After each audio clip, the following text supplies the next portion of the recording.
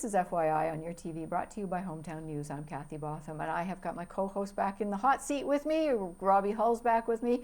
How you doing, Robbie? I'm feeling good. All right, you've got a new guest in the other hot seat, I guess, eh? Who have you got with you today? My guest today is Jared Hayes. He has written a book about the downtown mills. And thank you, Jared, for joining us today. Thank you for having me.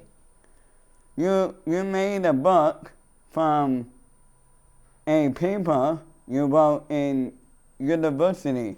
Where did you go to university? What university? At the University of Ottawa. What were you studying? I was studying towards my Master's of Art and History. Previously, I'd gotten my Bachelor of Art and History at the same university. Why were you interested in the downtown mills? Well, my father's family's from the area. It's a local landmark, and when I was in university, I applied for a summer student position, and I got the job. First as an interpreter, and then later as an archivist. And I instantly fell in love with the architecture of the building. It's a Georgian style, very lovely, the arched windows, and also to the history of the people involved. The one thing I noticed that I was missing was how it became a museum, the story behind that. And I was worried that as people were getting older, the people that were involved with it, that story would be lost forever. So I decided now was the time to interview them. My book relies a lot on oral history, so I thought it'd be perfect to interview them and get their story. When was the mill built? The mill was built, started construction around 1808, and it was finished around 1810.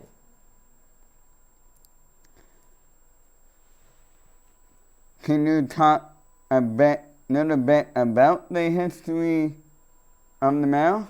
Yes, so where there are settlements in the early pioneer times, there was also mills. So originally there was a wooden mill. Delta was founded in 1796 by a loyalist by the name of Abel Stevens, and he originally built a wooden mill. But by 1808, a wealthy man from Brockville, William Jones, keeping up with the Joneses, a similar expression to that, he bought the mill, and then he decided to tear it down and build up a stone mill. And he built that between 1808 and 1810. The problem is, though, he spent so much money on it, he went basically financially in ruin. So he wasn't very profitable at the beginning, and there was a few other reasons, too. They were banking on the Rio Canal going through the area. Unfortunately, because of logistics, it didn't go through that area, and so they couldn't transport by water. It's a lot cheaper to transport things by water than it is by land. And also, too, the farmland wasn't as good as they originally thought. So there was all these reasons led to financial ruin. He passed away, and the mill went through a series of owners who also struggled financially until it fell into the hands of a man by Walter Deneau. And he was quite wealthy. He made his money out of contracts for the government building canals. The one that he built specifically was the Beauharnais Canal. And so he was able to invest a bunch of extra money into the mill to improve the technology they had. And under him, from about 1840 to about 1889, the mill was in its heyday.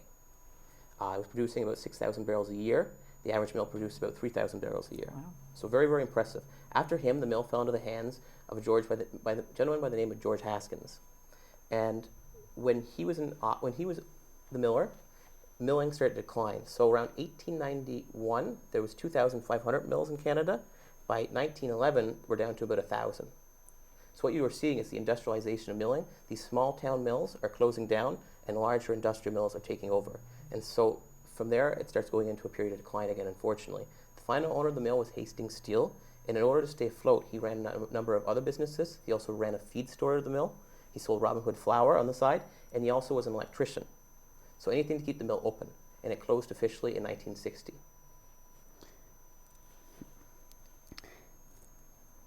Now it's a museum. When did it start beginning a museum? Well, it started being a museum in 1973. It opened for one day officially to the public, and then it closed back down because the restoration wasn't finished. And then in the 80s, it started opening with regular hours and staffing as well. And it's open now continuously from May long weekend to Labor Day long weekend. Can you talk about how that happened? Sure. So the final owner of the mill, his name was Hastings Steel, and he's very, very conscious that this was a special mill. Most mills, especially pioneer ones, were made out of wood.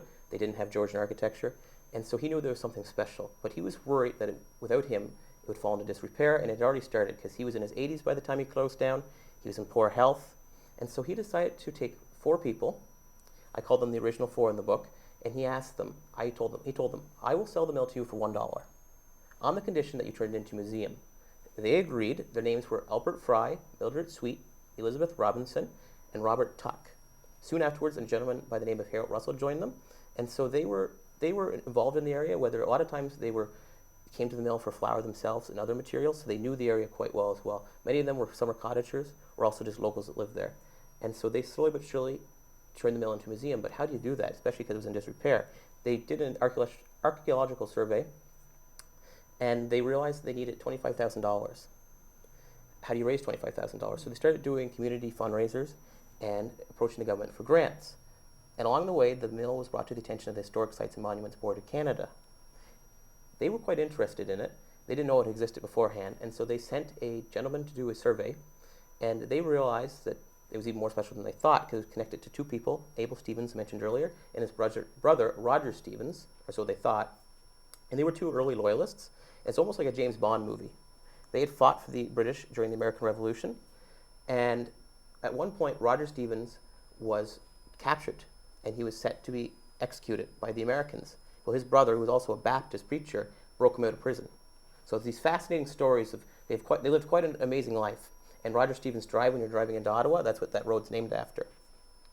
So they were more interested, even more so than the building, they were more interested in the people that they thought might have been involved. And that's why to this day, if you look at the designation plaque, when they decided to designate a National Historic Site, the plaque itself says Abel Stevens had a mill on this site. It's not the same mill, but they wanted to include him in the story just because of how fascinating it was. So after the Historic Sites and Monument Board of Canada designated it a National Historic Site, this really kickstarted the fundraising effort. And they were able to raise well over $25,000. And then going back to that 1973 date, that's when the restorations were good enough along the way to allow people into the building.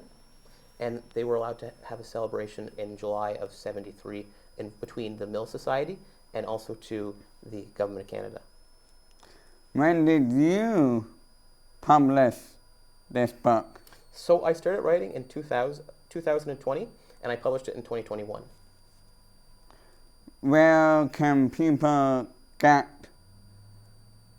a copy? Well, the best place to get a copy is from the Delta Mill itself. As I mentioned, it's open May long weekend to Labor Day long weekend.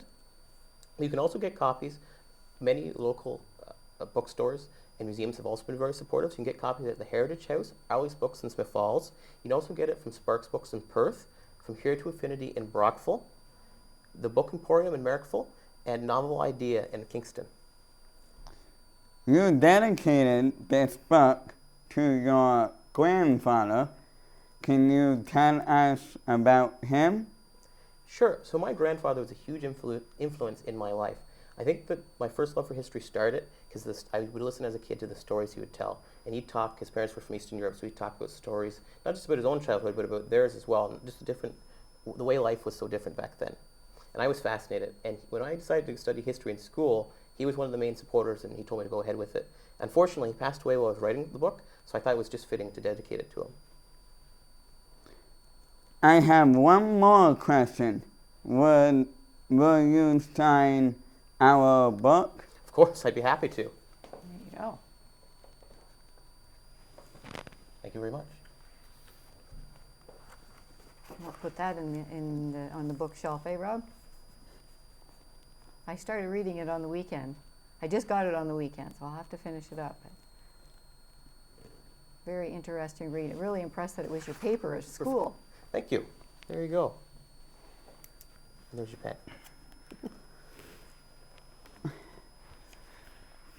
Thank you, Jared, for coming to talk in today and talking about your book and the Delta Mills. And thank you once again, Jared, for coming to join us on FYI. Well, thank you very much for having me. Yeah, there you go, Rob. Yeah. So what are you doing now?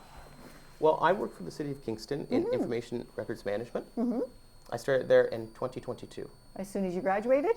Pretty much, yes. Oh, okay. Well, you know, in history, we're going to talk a little bit about history. Yesterday was the eclipse here in well, all throughout the area too. So where were you for the eclipse? I was in Brockville, just outside of Brockville. Oh, and there's a lot of people there. There were. We pulled out in Addison. That's where we were. Okay, and Robbie, where were you for the eclipse? Outside my backyard. Outside your backyard with special glasses watching it, right? And I was at work in Kempville, watching it from my office. Well, I thank you very much for coming here today. Well, thank you very much much for these copies of the books too, and thank you for signing it too. That means a lot. Thank you for having me. It's Your a pleasure. grandfather would be very proud.